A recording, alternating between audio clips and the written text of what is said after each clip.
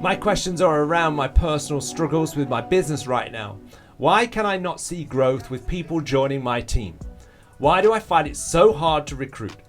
I get discouraged when I recruit and they don't stay, and this affects my belief. So it's a vicious circle. Low recruit, poor retention, and no money. Why am I not making money? Well, we can catch the real frustration in this question. Thank you for sending this question in. When we are tired in our doing because we aren't seeing a return on our investment, then there are two things that we must ask ourselves. And again, I'm giving you questions for you to think through and to process. I'm not telling you what to do. But the first thing we need to ask ourselves is this the right pathway for me?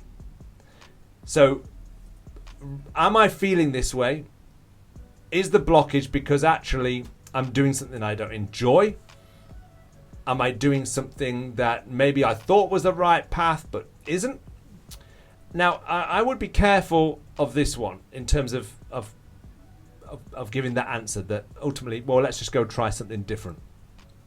And the reason why I'd just be careful of that is because it's human nature for us to blame the product or the process and not to take responsibility as a person for maybe the lack of results that we're experiencing.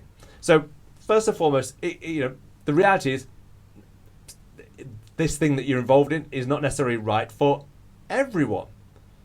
But, and it's a big but, I think it's important to really not go there first of all, but to actually, because the reality is so many people give up on things, then go to the next thing, then blame that product, and then go to the next place and then blame that process, then go to the next place and blame those people. And you can see the problems are outside of the person, but never inside the person.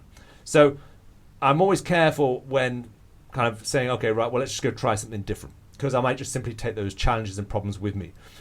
When we face challenges and problems, ultimately our response should be, as high performance disciples, I am the problem, but the good news is I am the solution. And of course, when we realize that we carry Christ in us, we carry the solution. He is the solution. When we align our self-image to his identity, it helps us start to overcome some of the barriers that are getting in the way. So I'm going to assume, okay, that the answer to that first question is this the right pathway for me. I'm going to assume that, yes, this is the right pathway for me. And so therefore, I need to discover what it is that I'm not doing. So here's the challenge that I'm going to give to you. It sounds like you're falling out of love with the fact that you're not seeing the results. That suggests to me that I'm overemphasizing the results and I'm not falling in love enough with the process. Okay, now again, I've not had opportunity to unpack this with the person who's asked the question, so I'm going to make some assumptions here, and of course you have every right to disagree with me. Let me share with you from my experience. A few years ago, I was in a position where I needed to create results. As in, I needed to create results, otherwise I didn't have enough money. And that put me under an immense amount of pressure. Now, pressure can be good in that it kind of sets a deadline, it kind of gets us maybe out of our lethargy, and it gets our attention, it creates focus. But levels of pressure are good, but only for periods of time, not over a sustained period of time. We need to have stress and release. We need to have periods of stress. Stress is actually good for a period, and then there needs to be a release.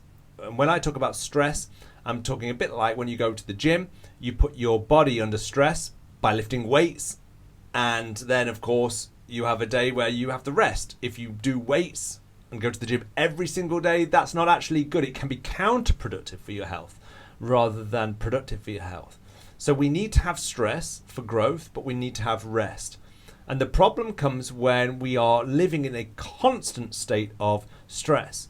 And I realized that I had no margin to fall in love with the process that would produce the results, because time was ticking. I needed to produce the results, and the problem is results are part of a process, and it's a bit like a farmer who let's say in November time says, unless the wheat grows and I can harvest it in December because I've got bills to pay, then I'm done for. And he tries to find a way of harvesting wheat in December. Now, we all know that you don't harvest wheat in December.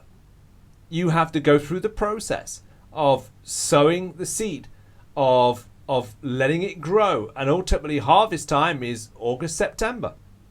That's the period. It has to go through the seasons. So you have to allow yourself the margin for the process to take place so that you can reap the results. But the problem is when we put ourselves in a pressured situation where we have to have results, but we don't give ourselves opportunity to embrace the process. And not only embrace the process, but fall in love with the process. You see, I put myself in a situation where, and one of my weakest areas of my development has been in the area of marketing. And so communicating a message in order so that people kind of buy into the value of what it is that I offer. And so in that situation, and marketing is a process, it's not an overnight thing. Yet I didn't give myself time and opportunity to learn that process, to embrace that process, and to fall in love with that process. And so maybe, and again, I don't know the full situation, the person asking the question, but maybe somehow you need to remove maybe the pressure that there is for the results. So for instance, if creating some income is a pressure right now, is there another way that you could create some income to sustain yourself? And if the line of business that you're working in right now is what you really want to do in the future, then maybe you apportion a certain amount of time to that, but you allow for there to be an income stream that can give you that margin, that breathing space to learn the skills, to develop the strategies, to fall in love with the process, that once you get the right things in place, actually then start to produce the results. So have you got enough margin for you to actually fall in love with the process? Because if there's sustained pressure and there's no let up, you will not fall in love with the process. And ultimately, we have to fall in love with the process. I have to love the process. I have to recognize the value in the process. Because here's the key. The process is what makes me a person of value, more than what the process produces for me. I have to recognize the true value in the process.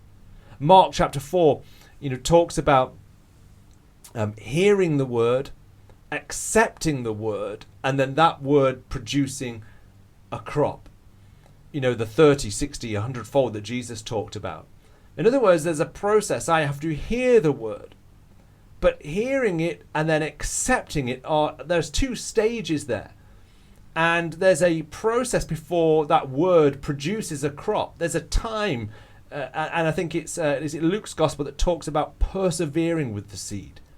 It's the one who perseveres with the seed that produces the crop. So the word of God is a process. It's believing the word over time.